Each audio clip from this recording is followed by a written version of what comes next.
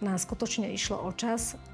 Stará mama zistila, že detko sa zvláštne správa, mal teda problém s obliekaním a stará mama zistila, že má poklesnutú ľavú ruku.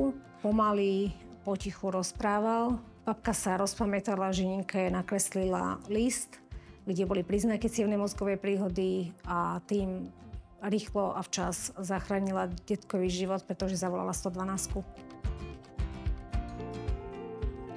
Babka o cievnej mozgovej príhode nevedela až tak veľa, tak som jej hovorila, že čo je mozgová príhoda, aké sú jej najhlavnejšie príznaky a kebyže sa náhodou s mozgovou príhodou stretne, tak na aké číslo má volať.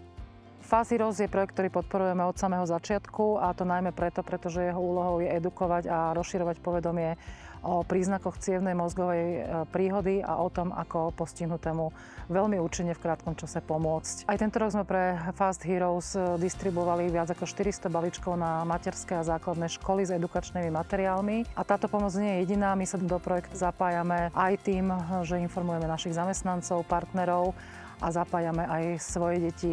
Cievna mozgová príhoda je závažné ochorenie, ktoré môže postihnúť kohokoľvek z nás bez ohľadu na vek. Preto je nesmierne dôležité vedieť, identifikovať jeho príznaky a čím skôr zavolať pomoc, lebo takýmto spôsobom vieme zachrániť to najvzácnejšie ľudský život.